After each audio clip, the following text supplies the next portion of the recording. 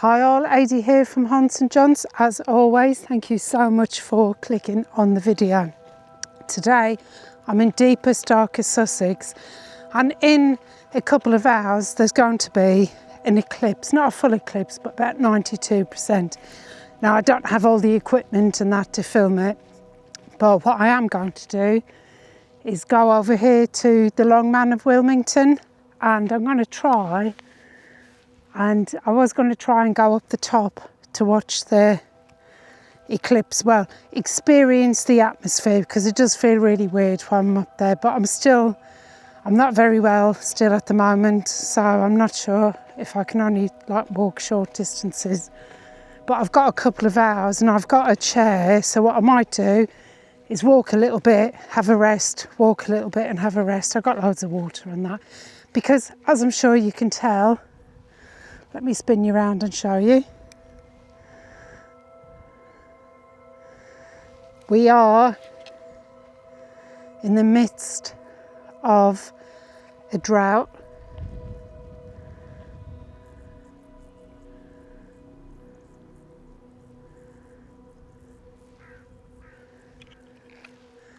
And this is heat wave number 5, and it's going to be even hotter tomorrow, but was 35 today. And I know a lot of people will say, oh well, we get 40 degrees, whatever. We're not built for it here in Northern Europe. We're really not. Our houses are brick, so they become like pizza ovens. Next to nowhere's got air conditioning, so I can't tell you the last time I had a good night's sleep, even a couple of hours, because it's absolutely baking hot all of the time, and you also get really hot, high humidity, so it's been quite miserable, but obviously a lot more miserable for the farmers. Anyway, I'm going to have a quick walk up here, and then we'll make our way up to the Man of Wilmington, rather, should I say.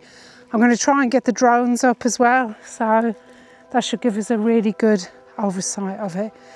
Oh gosh, although it's early evening, I'm already struggling with the heat. I did my DNA test, I don't know if I told you this, a couple of years ago, and I think it was 81% Irish, and then I had like 12 or 13% like Scandinavian, Viking, so, and then a little bit Saxon, so genetically I am definitely not made for this oppressive heat. Actually, this is quite a nice walk here. You can walk the distance. Now if you can see the spire of Wilmington Church, I have got another video coming from here, and you can walk all the way across here. I mean, it's perfect weather for it if it was a little bit cooler, but unfortunately not for me today. So anyway, I'm going on again like I do. I do talk a lot, but I'm sure you've already noticed that. I've been watching the channel for a while. There's my lovely friend.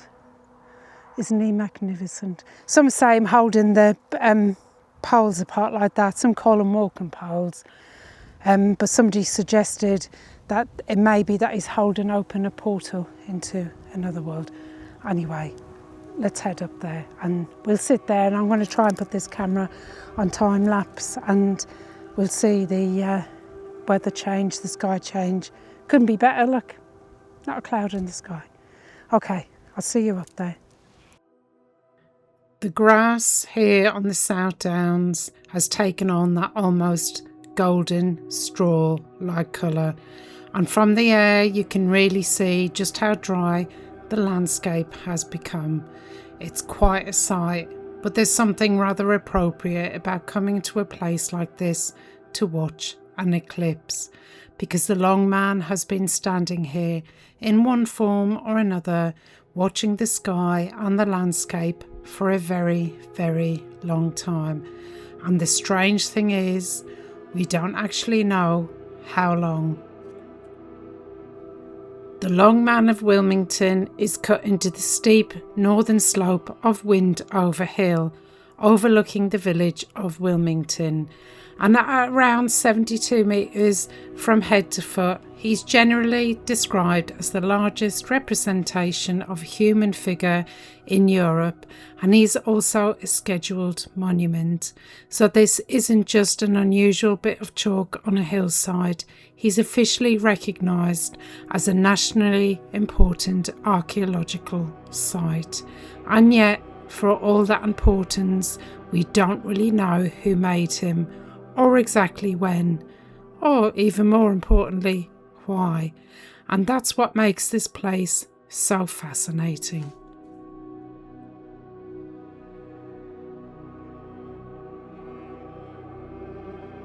So I hiked up, I'll show you where I hiked up from, down here. Can you see in the distance? So we got a fair way up, and there's the Long Man is directly behind me. I could go up the top, but to be quite honest with you, it's 35 degrees and it's far too hot for me.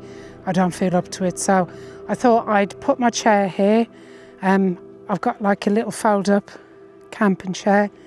I've got a drink, and I thought I could put it on time lapse, and then because the sun's over that way, we should see the shadows move as the eclipse come in. I think it's just starting now actually.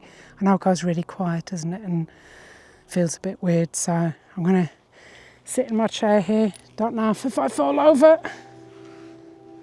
I didn't. And I've got my drink. Oh, just a cold drink. It's got some fruit squash. And yeah, just going to soak up the atmosphere. There's some people over there, but hopefully they won't get too much noisier. And we shall watch the eclipse. I remember the one in 1999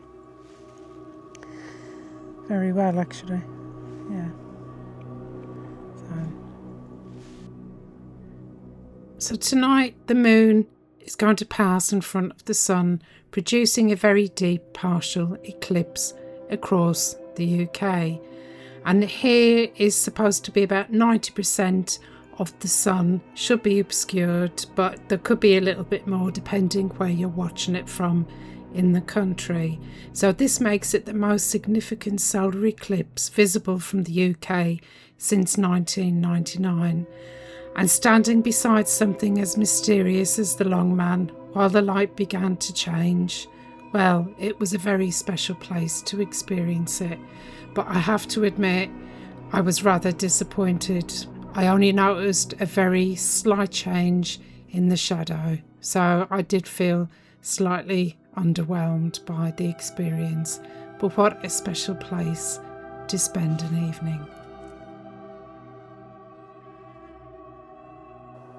Oh, that's the end of the eclipse. Looks like the sun's just about to set. I think it's got about another 45 minutes, so let's head down and yeah, we'll enjoy the views on the way down. Despite all the years that people have been studying the Long Man of Wilmington, nobody really knows exactly when or why he was created, and for a long time people assumed that he must be prehistoric. There have been so many theories. One was that he was an ancient warrior, a fertility symbol, or even a representation of a pagan god. Others have suggested a Roman or an Anglo-Saxon origin.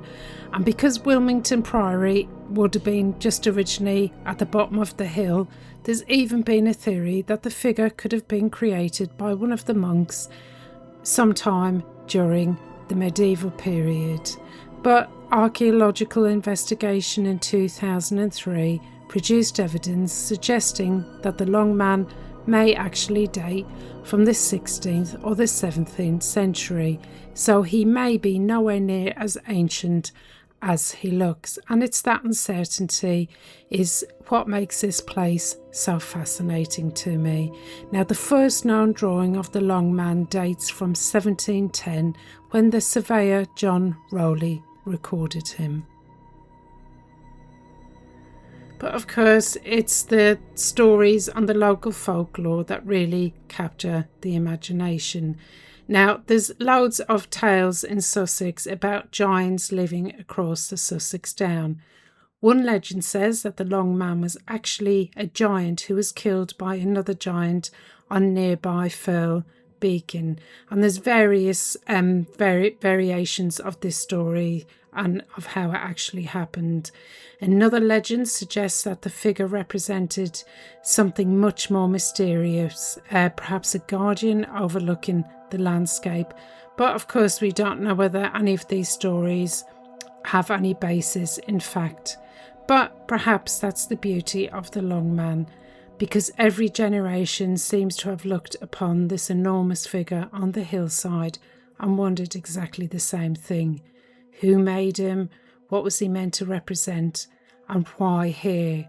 The Long Man has kept those secrets for centuries, and standing beneath him today, I rather suspect he's not about to give us any secrets anytime soon.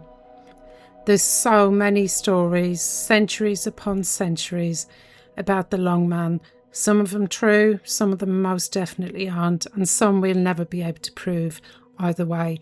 But I do think it's fascinating that this tiny little village is so special. You've got the Priory, the Wilmington Madonna, and that very old yew tree. Thank you so much for watching the video. I do hope you enjoyed my visit to the Long Man of Wilmington on the night of an eclipse, although it didn't get quite as dark as I thought it would. If you did enjoy the video, if you could please like, subscribe, hype, hit the notification bell, do all those things. It doesn't cost anything, but it really helps the channel out. And if you want to support the channel a little bit more, you can do either buy me a coffee or you can become a member down below, and you get all extras, behind the scenes stuff. So you can check that out if you want, the links down below. Anyway, that's all for now. I've just got to drive home. I'm trying to get there as quickly as I can before it gets too dark. I hate driving in the dark. So anyway, thanks again, and I'll see you for the next one. Bye for now.